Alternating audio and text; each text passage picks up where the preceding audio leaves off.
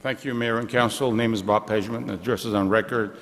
So if I went to the farmer's market, if I went to some public setting and somebody came to me with a petition alleging that there's going to be a monstrosity built in Old Town, it's going to blight historic Old Town, it's going to harm the farmer's market, maybe make them leave, it's going to blight the mission, it's going to put merchants out of business.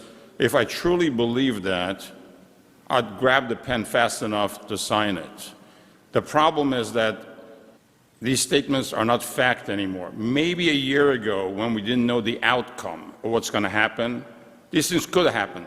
But the city has done a great job in the meantime to mitigate all these issues. For example, farmers market. They did an excellent job to transition them to a better place where they can grow, they can expand in a park-like setting as opposed to just a concrete slab. That's an improvement. The design of the garage, there were 3 open houses, and it conforms to the architectural standards of historic Old Town. It does.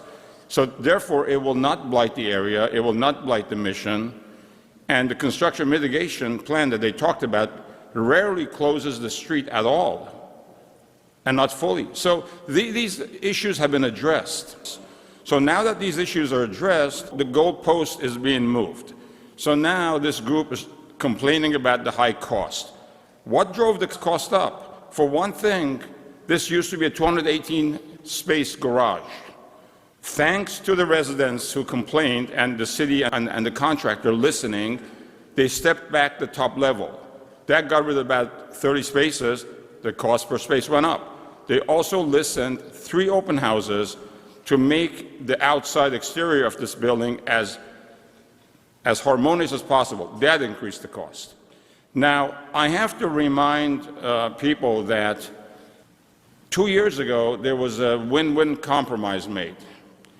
That for the people who wanted the parking lot in the Northeast, they got that approved by the council unanimously, about $15 million, and of course this parking lot got approved with voter-approved bond funds.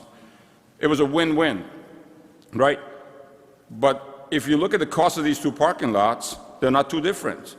That alleged high cost is barely higher than the cost of the Northeast lot. Where is the outrage on that? And we all know why there's no outrage on that. Because this has now been twisted into a political campaign to influence the election. That's what it's been twisted into. Otherwise, those people would be complaining about the cost of the Northeast Quadrant, which, by the way, doesn't have the bells and whistles, and by the way, the voters did not approve, and by the way, it's being paid from the general fund. So let's not take a win-win compromise that was made and turn it into a win-lose proposition. Thank you.